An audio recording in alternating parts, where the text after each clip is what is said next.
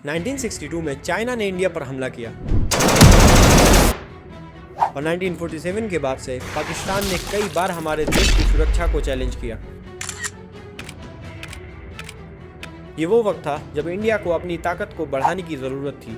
तभी से एक ऐसे प्रोग्राम की शुरुआत हुई जो सिर्फ हमारे देश की सुरक्षा को ही मजबूत नहीं करेगा बल्कि दुनिया को हमारी ताकत का एहसास दिलाएगा। ये है इंडिया का न्यूक्लियर प्रोग्राम। सबसे पहले ये समझना ज़रूरी है कि न्यूक्लियर प्रोग्राम क्या होता है। क्या ये एक बॉम्ब है? नहीं, एक ऐसे साइंटिफिक प्रोसेस है जिसमें हम एटॉमिक एनर्जी का यूज़ करते हैं। इंडिया का न्यूक्लियर प्रोग्राम दो मेजर पार्ट्स में डिवाइड होता है। Number 1, nuclear weapons programme.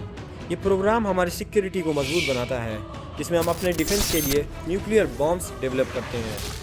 Number 2, nuclear power programme, जिसमें हम एनर्जी जनरेशन के लिए न्यूक्लियर रिएक्टर्स को यूज़ करते हैं।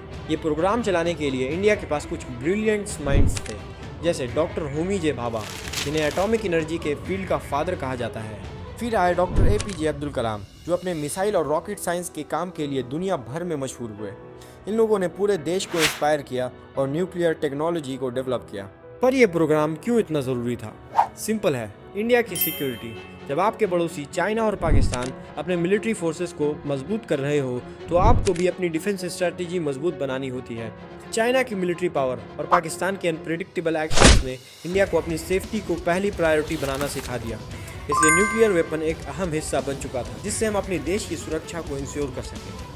ये सफ़र काफ़ी लंबा था। 1947 में इंडिया ने सोचा था कि एटॉमिक एनर्जी को अपने डेवलपमेंट में कैसे यूज़ किया जा सकता है। फिर 1974 में पोखरान में इंडिया ने अपना पहला न्यूक्लियर टेस्ट किया, जिसे स्माइलिंग बुद्धा नाम दिया गया।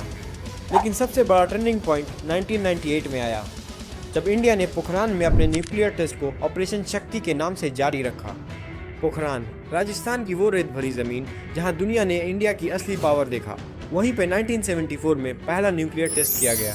आज भी Bhabha atomic research centre Mumbai के पास पर इंडिया के हर एक कॉर्नर में न्यूक्लियर पावर प्लांट्स हैं जो हमारी एनर्जी नीड्स को पूरा करते हैं। अब बात करते हैं कि ये सब कैसे पॉसिबल हुआ। 1998 में जब इंडिया ने अपना न्यूक्लियर टेस्ट किया तो USA और दुनिया भर की कंट्रीज़ ने हमें सैंक्शन लगाने की धमकी दी। CIA और USA की सैटेलाइट्स हमारे हर एक स्टेप को मॉनिटर कर रही थी, पर हमारे साइंटिस्ट ने उतनी ही चतुराई से अपने टेस्ट को सीक्रेटली कंडक्ट किया कि दुनिया को पता भी नहीं चल सका। अंडरग्राउंड फैसिलिटीज़ में पूरी दुनिया के सिक्योरिटी मेजर्स को बाईपास करते हुए इंडिया ने अपना न्यूक्लियर पावर दिखाया। जब इंडिया ने अपना ऑपरेशन शक्ति कंडक्ट किया तो USA ने हमारे ऊपर स्ट्रिक्ट सैंक्शन लगाए और हमें दुनिया के लिए आइसोलेट करने की कोशिश की। पर हमारे ब्रेव साइंटिस्ट ने हर ऑब्स्टिकल को अपनी क्रिएटिविटी, रिसोर्सफुलनेस और हार्ड वर्क से क्रॉस किया। जब दुनिया की सबसे पावरफुल एजेंसीज भी फेल हो गई तो इंडिया ने अपने इंडिपेंडेंस को प्रोटेक्ट करते हुए अपनी न्यूक्लियर प्रोग्राम को बढ़ाया।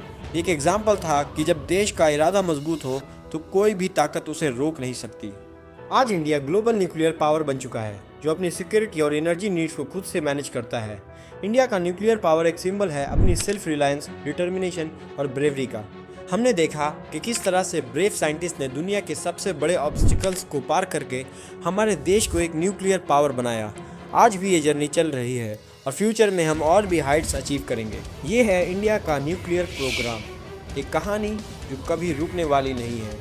The underground nuclear test in the Pokhran range.